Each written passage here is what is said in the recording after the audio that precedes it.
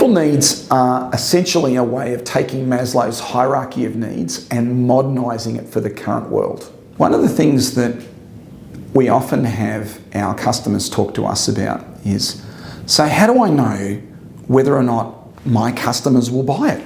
How do I know what's going on in their heads? Now, this applies whether or not you're in a B2C market where you're talking about selling things to consumers, or a B2B market where you're talking about selling to other businesses, or a B2G market where you're talking about selling to government. And we've talked about the 6 needs: certainty, aspiration, prestige, fulfillment, the uncommon or unusual, and love.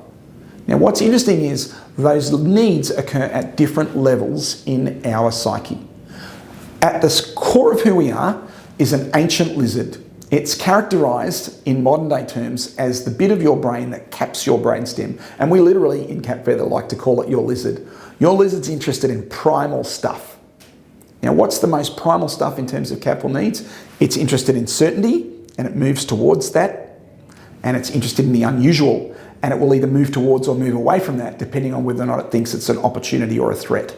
And as we talked about in the last video, our desire for certainty clashes with our desire for the uncommon and the unusual. Because if our life's too certain, we're bored and we need some more unusual. But if our life is too unusual, it's frightening and we need some more certainty. And so there's this very, very important tension. And this is at the base level of all of what we do. If you are doing a business that provides either certainty or novelty to your customers and clients, what you're really looking to do is reduce the friction for them to get that. Because it's that friction that is totally associated with whether or not you can meet those 2 needs. Your lizard is interested straight away in things that happen. It's your lizard when you touch the hot plate and it's too hot that pulls your hand away. It's your lizard if you knock a glass off the table that can catch it. And it's your lizard that brakes when the car in front of you's brake lights come on, provided that you've learned how to drive, of course. That automatic response is all about speed. And so if you're going to focus on meeting people's certainty or uncommon needs, do it fast and easy, and what you should be measuring in your customer experience is customer effort score.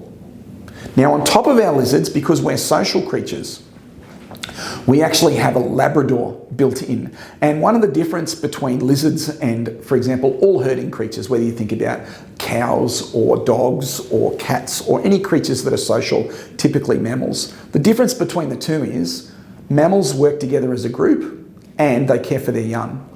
We have some lizards in my backyard, and I saw when one of them laid eggs one spring. And then later on, a few days later, she came back, found her own eggs and thought, oh, they look tasty, and ate them. It just was terrible. And that's because her primal selfish lizard brain says more or less, look like food, look good, I will have it, I won't be hungry. That increases certainty. Now, the level up, which is what we have as mammals or as Labradors, as social creatures, is we've added 2 more needs to our brain, and this is the middle parts of our brain. It's the bit on top of it includes our amygdala and our limbic system and some other parts. That part of our brain is really interested in love. Are we part of the group? And prestige. In the group that I'm part of, am I near the top of the pecking order? Right? And we want both of those things. And the problem is the behaviours that put me towards the top of the group and being in charge tend to risk me being expelled. So I need to stay in the group. That's why I want to meet my love need. And I absolutely want to improve my prestige in the group, and that meets my prestige need. And of course, they conflict. Okay, they conflict a lot.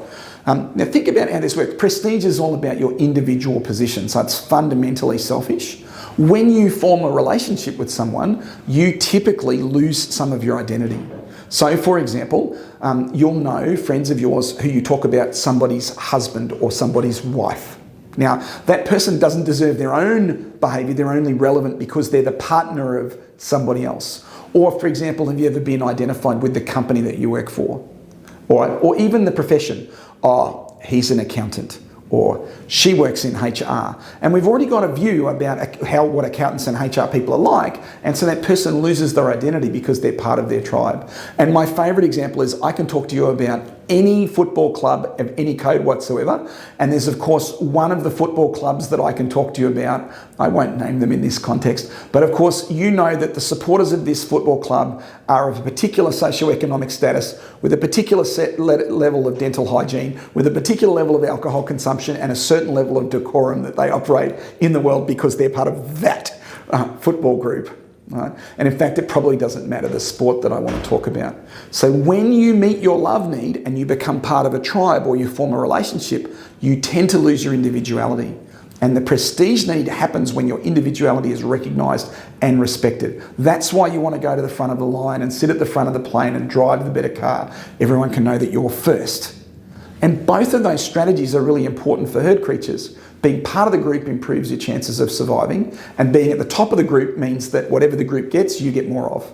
So we need both of those needs to be met.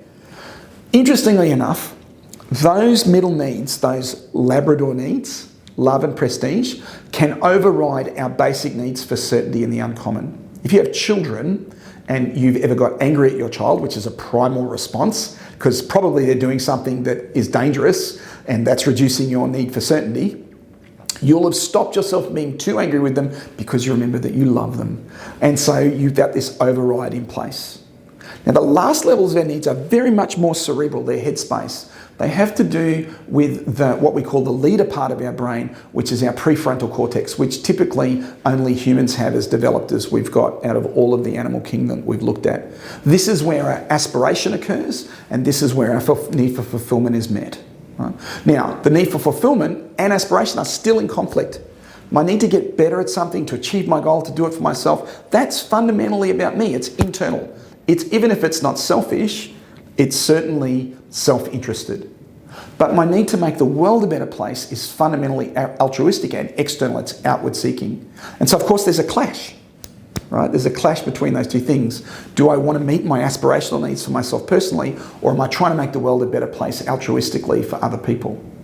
And again, this need on the top is the one that actually matters the last, even though there's lots of activation in the world right now focused on doing this, because the first bite of your motivational cherry comes from the lizard. Keep you alive and safe. Move towards, move away, move towards or away certainty, move towards or away the uncommon or the unusual.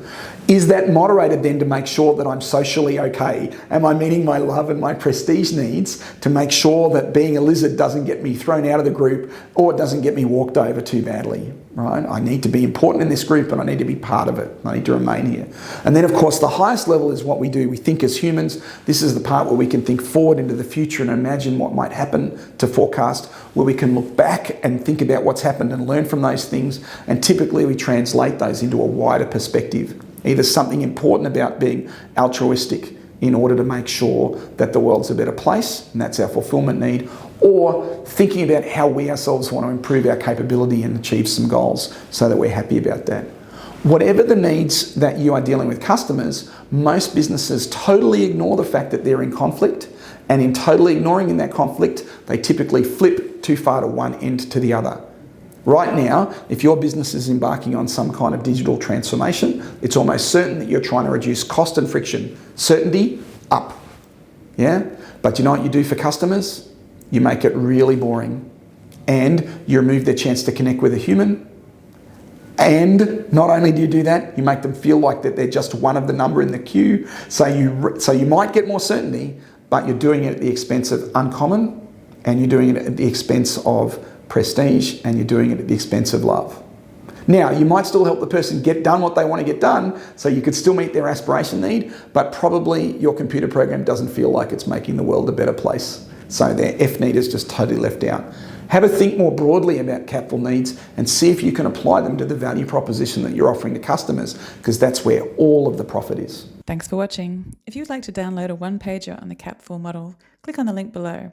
And don't forget to like this video and subscribe to our YouTube channel for more content like this.